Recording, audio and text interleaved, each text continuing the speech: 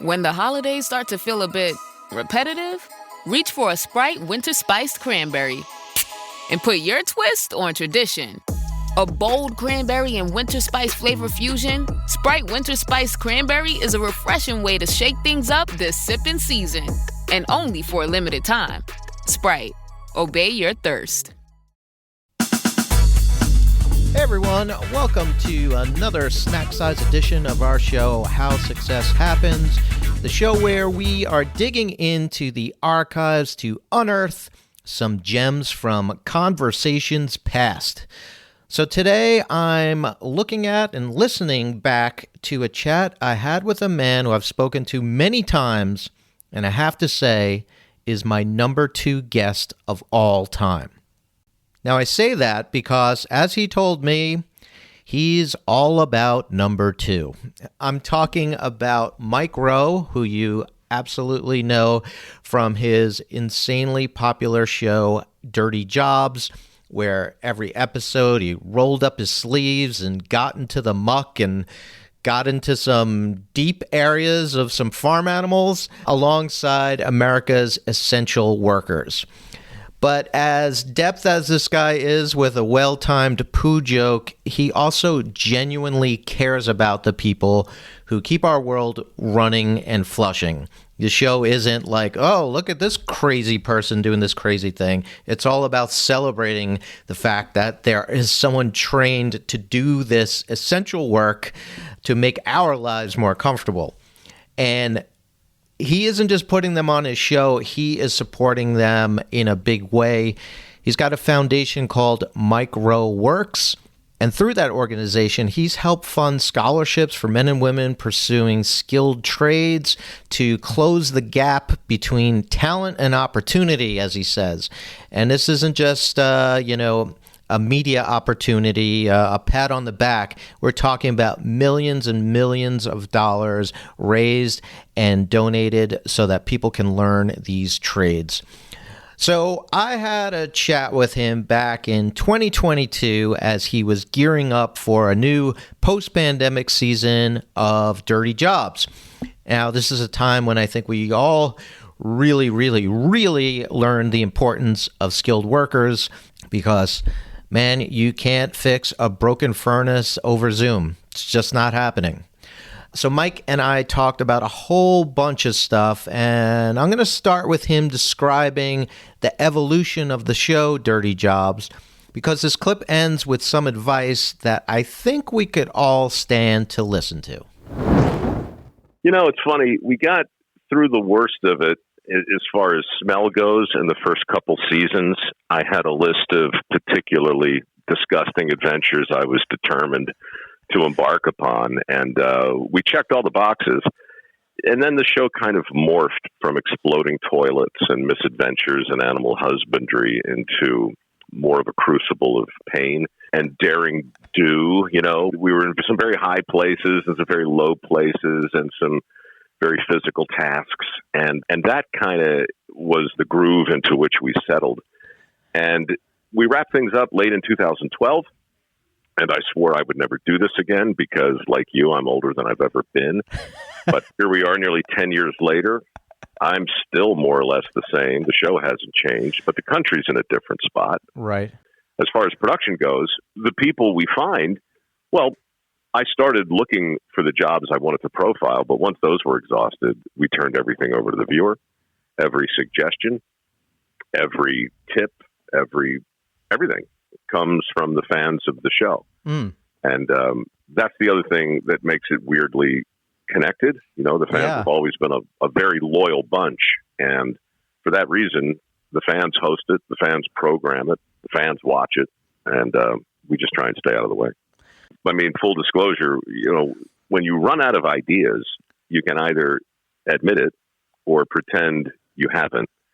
And in my experience, there's no real upside in pretending you have an idea when you don't. Best just to admit it. So one of the things that I really love about speaking with Mike is that you could throw him any question, no matter how gross or stupid. And if you listen to my show, you know that I'm full of those kinds of questions. And I kind of like went on a mini rant with him, because I was wondering about the psychology of revulsion. Specifically, I have a dog, and, dogs do their business, and you've got this little plastic bag, and you scoop it up, and you go on with your day, and it's not a big deal. But I noticed that I live in a neighborhood where there's a lot of dogs, and we often help each other out. Hey, can you walk my dog? I'm going to be away. And I noticed that when I was cleaning up after a neighbor's dog, I found it really disgusting. Like, for some reason, cleaning up after my dog, no problem, but cleaning up after someone else's dog, blech. So I asked Mike if he could shed some light on just what was going on in my brain. And of course, he had a very thoughtful answer, which segued into a quite hilarious story. So hang on. This is worth the listen.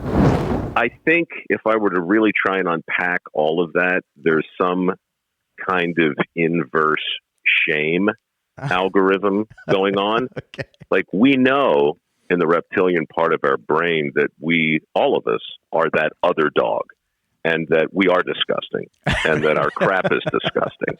And we know that. We're the only ones who, can smell our own farts and go, oh, that's not so bad. Or, no, that's bad, but that's mine, and I did that, and that's so bad it's good. But deep down, we know we're just a bag of bones and full of holes, all of which leak, and some of which get out of our control, and this business of multiple sphincters failing, and it all comes down in so many cases to an O-ring. Right. A faulty O-ring is just this tiny little bit of tissue between dignity, remorse, and humiliation. And so I think the business of picking up our own dog's crap is an extension of dealing with our own crap, and we're okay with that. Yeah. But the minute we see some invader, some alien crap, we're subliminally reminded that's us as well. And so we hate that thing. We hate that turd. We love our turd. Right.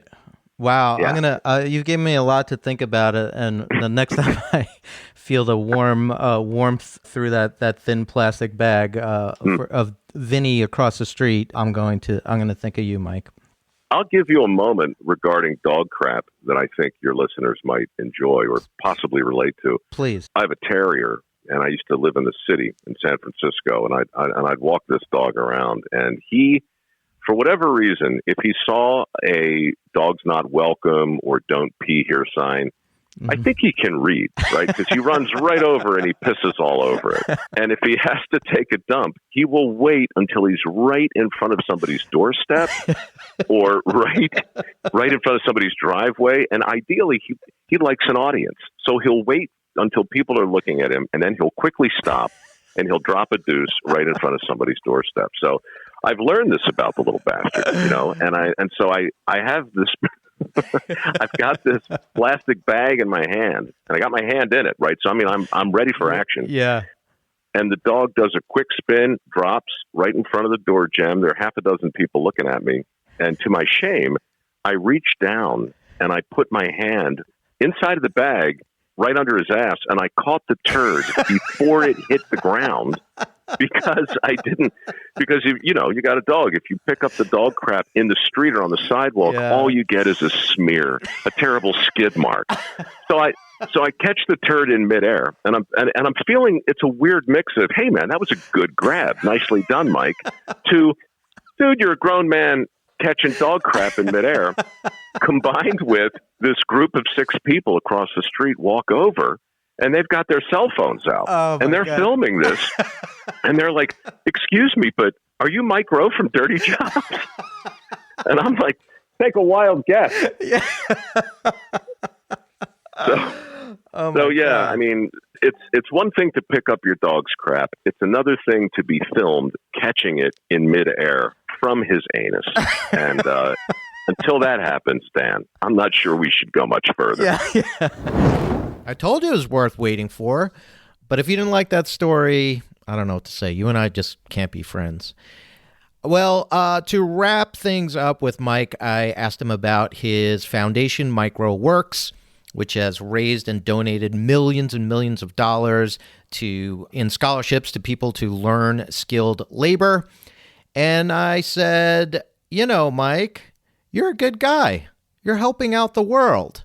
And here's what he had to say about that notion of being a, quote, good guy. You know what?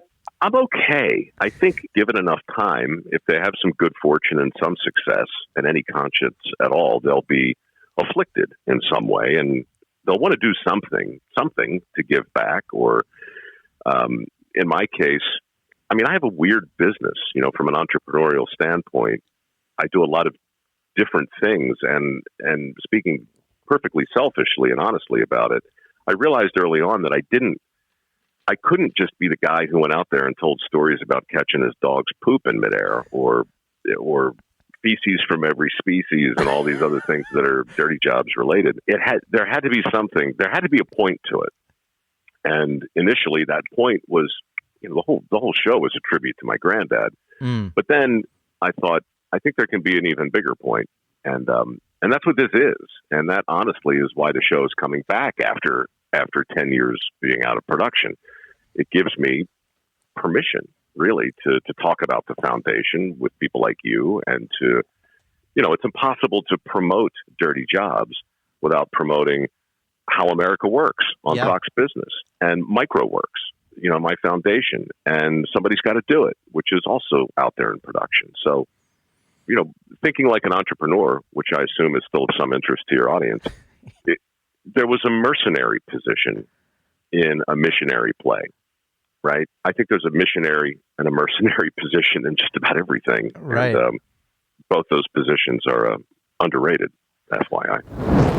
The underrated qualities of the missionary position, you know what? I'm gonna leave that right there.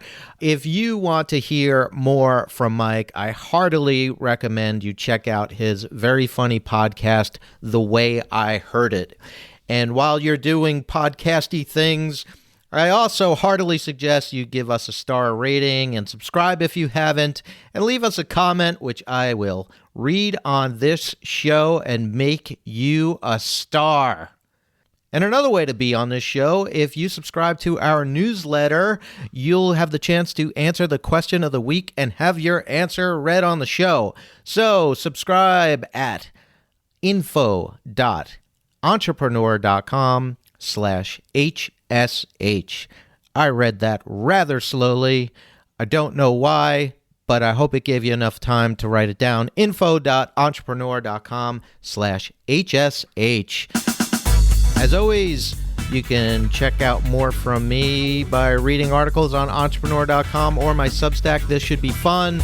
And if you're digging the sweet, sweet sounds of this theme song, you can check out more from the band responsible for it, Nika RPM, on Bandcamp. All right, you've got a lot of homework to do, including possibly, if you have a dog, catching a turd in midair. So good luck to you in that endeavor, and I'll see you next time.